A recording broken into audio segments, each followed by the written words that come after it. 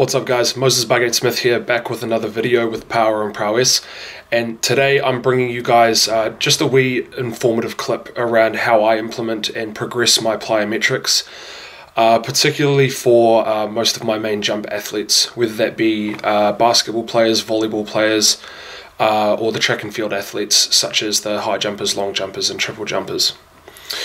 Now, when it comes to plyometrics, there's a lot of different ways that you can manipulate them, whether that be through the reps, the sets, the intensity, or even the specific motor pattern that you're using. Now, plyometrics have been used and abused quite a bit in training these days, especially for most athletic endeavors. Plyometrics generally just involve fast rates of force development. They're usually characterized by faster stretch shortening cycles. However, you do see a prominence of slow stretch shortening cycles in a lot of plyometric outputs. It just depends on what type of context it is.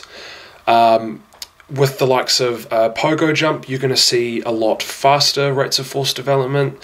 Maybe lower levels of force output, but that's for the sake of low ground contact time.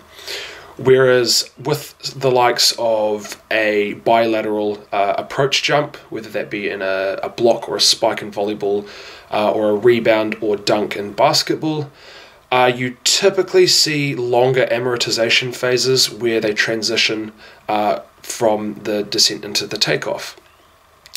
Now, with my athletes, there are two sort of key phases that I like to use to sort of override my plyometric progressions. So those two phases are broken up into extensive and intensive plyometric progressions. Now, with extensive plyometrics, what we're looking at is higher volumes of lower impact plyometric work. So examples include skipping, rebound squat jumps, pogo jumps, pretty much any jump where there isn't a lot of forces eccentrically or concentrically, whether that be due to gravity on the drop, or simply just the output of trying to achieve peak vertical velocity, or horizontal velocity, whatever context of plyometric you're using. And typically this is used to build a work capacity or a tissue resiliency in the fibers that are responsible for jumping. So that mainly includes the tendons, but it also incorporates the musculature as well, obviously. Now, the reasoning behind this is you start off with it as a gateway into the more intensive stuff, which I'll cover very shortly. But the way that extensive plyometrics work is that you are sort of, as I've just said, building the capacity of the tissue, and you are appropriately progressing intensity-wise so that when you start to verge towards the forms of plyometrics that have far greater strains on the soft tissue, they're much more prepared from, I guess, a preparation standpoint, just because you've done so much work. It's essentially a general prep before the specific higher intensity work that you do in the intensification plyometric phase. So the way that I would progress this specifically in an extensive plyometric phase is looking at starting off with just your basic general plyometrics, as I've covered, skipping, pogos, rebound squat jumps, connected broad jumps, just making sure that the focus isn't on peak vertical velocity, but instead consistent outputs of power, as well as the obvious form execution on every single jump, ingraining the correct motor patterns, and additionally just building up the volume gradually. So you can simply progress this week by week or meso by meso by either implementing an extra set. You can implement an extra rep. You could potentially even cut the rest down, but I would advise for the first two, because as soon as you start to manipulate rest when doing plyometrics, you have an obvious fatiguing factor that comes in, where your jumps have less quality, and then obviously with the plyometrics having such high strains or potential for such high strains on the tissue, it leads to a higher possibility of injury sustainment. So once you've undergone a phase and you've really built up the capacity of the tissues, then what you're going to do is you're going to move into your intensification phase.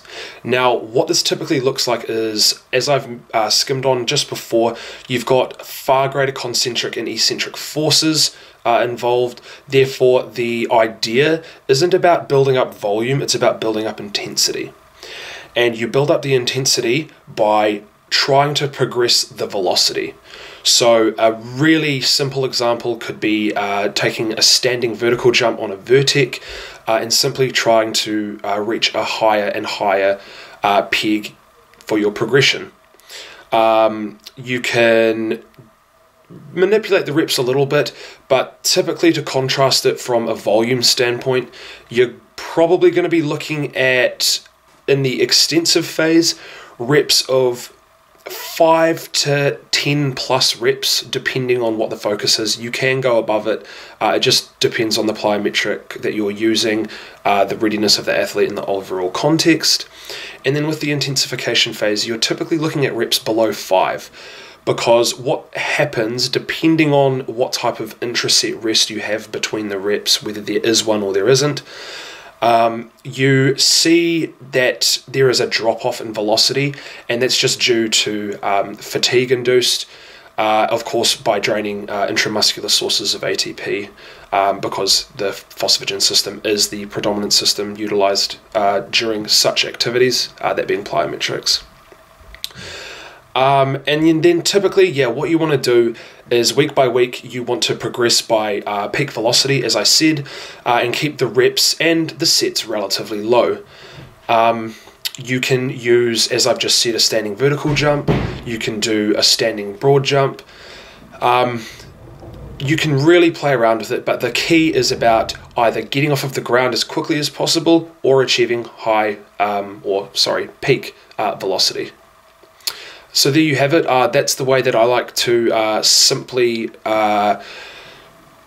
dual phase my plyometrics. There are, of course, other ways that I like to progress it on a more specific level. But that's it. I hope you guys enjoyed the video. I'll be bringing out a video, another one very, very soon, regarding the specifics of the plyometrics, as I just mentioned before. And yeah, stay tuned. Like, subscribe, comment, do all that stuff. Cheers, guys.